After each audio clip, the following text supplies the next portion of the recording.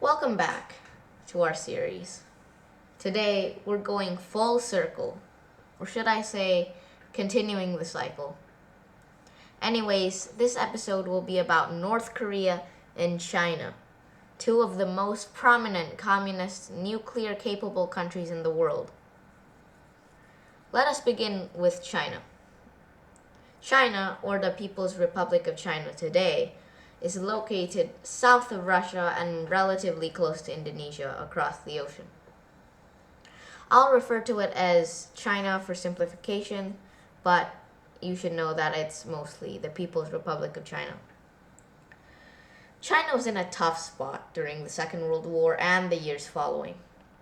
It was ravaged by civil war between the Kuomintang-led Republic of China, or the ROC, and the Chinese Communist Party, the CCP, as you can probably tell, the enemy of the ROC. During this time, the ROC was still the government, but Imperial Japanese forces led an invasion into Manchuria and mainland China, and the ROC could not hold on. This sparked revolution, including the formation of the Chinese Communist Party, and China went into a disaster, a catastrophe. No sense of control over the population whatsoever. The Kuomintang was unable to hold on to the country against the enemy forces and fled to the island of Taiwan, where they still rest today. CCP forces took over the mainland after World War II, and this hasn't changed since.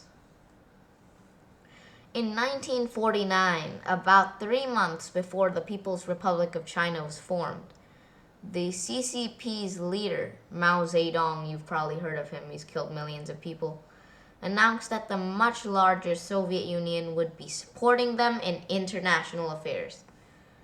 Up until this point, the USA had been recognizing the ROC as the official China, and the Truman administration decided not to recognize the new People's Republic of China because they were still supporting the ROC. The CCP clearly did not like this and became big enemies with the USA because, well, they were supporting their enemy, and that was unacceptable. Chinese and Soviet leaders signed the Sino-Soviet Treaty in February of 1950 and assured each other militarily to help each other in case Japan or the United States invaded. However, the Korean War pretty much ended all attempts to diplomatically stabilize the situation in the East. It lasted from 1950 to 1953, a devastating, deadly war, and the USA and China were at a stalemate in Korea. From now on, since China joined the war on the enemy side, supporting North Korea, the USA knew they could not support China any longer and posed them as a major threat to their Asian interests. As soon as the war began, however, the USA enforced a series of embargoes on the PRC, and support for the ROC in mainland China rose, skyrocketed even. 1955 brought the Sino-American ambassadorial talks that attempted to stabilize the situation around Taiwan and the new embargoes. They did not accomplish much in this time period. Mao Zedong and his advisors believed that the perception of threat to the United States was because of both domestic and international issues. This became apparent throughout the rest of the 20th century and still is today. The USA and the PRC are still rivals in diplomatic and economic issues, and I doubt it'll end anytime soon. North Korea's story is actually very similar to China's story. The Korean Workers' Party, or the Communist Party for Korea at the time, was made. It was backed by the Soviet Union and was supplied with weapons and advisors, and they continued to grow stronger. Kim Il-sung was made leader of the party and soon leader of the nation, and Soviet troops withdrew to let them do their own thing. However, with Kim Il-sung, the leader of the country, obviously many people weren't happy, and the South declared independence, sparking the Korean War. Chinese and Soviet troops backed North Korea, while NATO and US troops backed the South, and they clashed along the borders in a 3-year deadly war. And in 1953, after enough fighting was done, an armistice was signed ending the war. Throughout the rest of the 20th century, North Korea rapidly industrialized its economy, and Kim Jong-il is designated as Kim Il-sung's heir to the throne. Important events after this are North Korea joining the Nuclear Non-Proliferation Treaty in 1985, barring it from producing nuclear weapons of any kind, and in 1991, both Koreas joining the United Nations. However, 2 years later, North Korea is accused of violating the treaty. Well, that wasn't really long at all, and they threatened to quit. Obviously, no one wanted North Korea to quit, because if they were actually producing nuclear weapons, that would be very dangerous.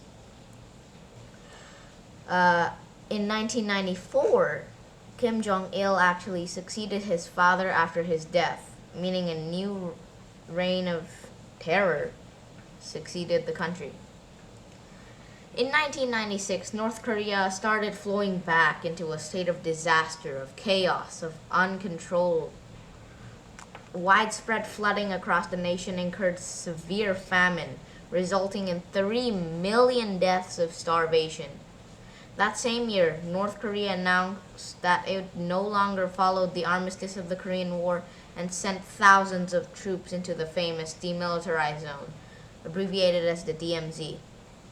However, no conflict was sparked. 2 years later, they launched a highly advanced rocket, a long-range rocket missile, past Japan right into the Pacific, asserting dominance and control. In the 2000s, a series of small skirmishes and meetings led to the reopening of the Korean border and North Korea being labeled by the USA along with Iraq and Iran as part of an axis of evil. However, North Korea's trade is halted because of accusations that North Korea had actually been secretly developing a nuclear program. North Korea follows through with the accusations by withdrawing from the Nuclear Non-Proliferation Treaty, beginning multiple talks by most superpowers and large nations to resolve the issue.